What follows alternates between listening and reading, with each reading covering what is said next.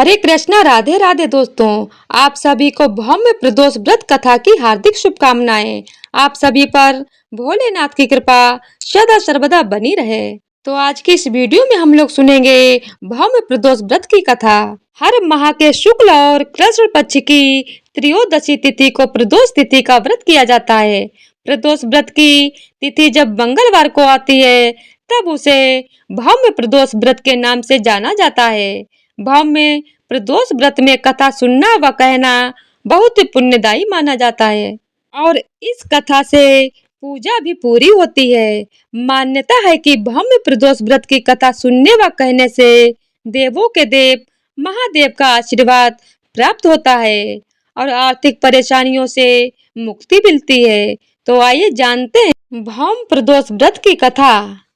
सूत जी बोले, अब मैं मंगल त्रयोदशी प्रदोष व्रत का विधि विधान कहता हूँ। मंगलवार का दिन व्याधियों का नाशक है। इस व्रत में एक समय व्रती को गेहूं और गुड़ का भोजन करना चाहिए। इस व्रत के करने से मनुष्य सभी पापों व रोगों से मुक्त हो जाता है। इसमें किसी प्रकार का संशय नहीं है। अब मैं आपको उस बुढ़िया की कथा सुनाता हूँ जिसने यह व्रत किया व मोक्ष को प्राप्त हुई। अत्यंत प्राचीन काल की घटना है। एक नगर में एक बुढ़िया रहती थी। उसके मंगलिया नाम का एक पुत्र था। वृद्धा को हनुमान जी पर बड़ी श्रद्धा थी।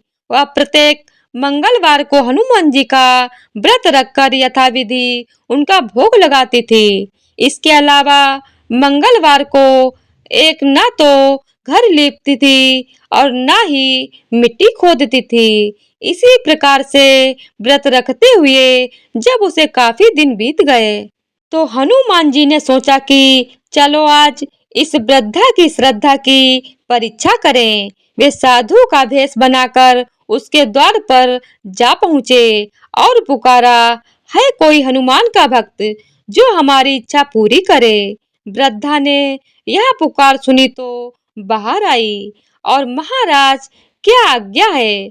साधु वेशधारी हनुमान जी बोले कि मैं बहुत दिनों से भूखा हूँ, भोजन करूंगा, तू थोड़ी सी जमीन लीप दे। वृद्धा बड़ी दुविधा में पड़ गई। अंत में हाथ जोड़कर प्रार्थना की, हे महाराज, लीपने और मिट्टी खोदने के अतिरिक्त जो काम आप कहें वह मैं करने को तैयार हूँ। साधु ने 3 बार परीक्षा करने के बाद कहा, तू अपने बेटे को बुला, मैं उसे औंधा लिटाकर उसकी पीठ पर आग जलवाकर भोजन बनाऊंगा। वृद्धा ने सुना तो पैरों तले की धरती खिसक गई, मगर वह वचन हार चुकी थी। उसने मंगलिया को पुकारकर साधु महाराज के हवाले कर दिया, मगर साधु ऐसे ही मानने वाले न थे।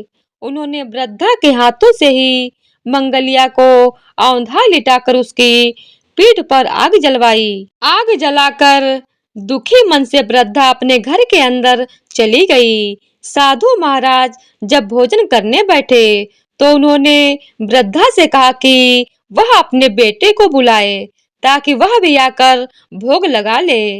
वृद्धा की आंखों में आंसू भर आए। आंसू भरकर कहने लगी कि अब उसका नाम लेकर मेरे हृदय को और ना दुखाओ। लेकिन साधु महाराज ना माने। वृद्धा को भोजन के लिए मंगलिया को पुकारना पड़ा।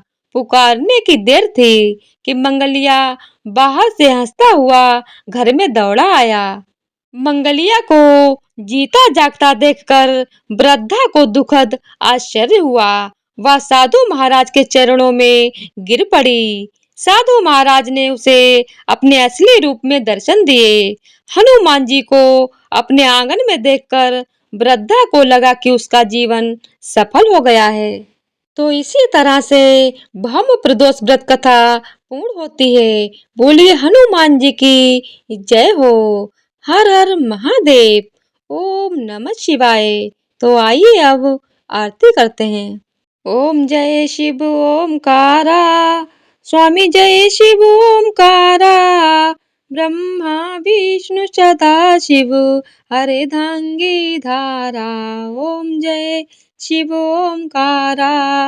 एकानन चतुरानन पंचानन राजे। हंसानन गरुड़ासन वृषवाहन साजे। ओम जय शिव ओमकारा।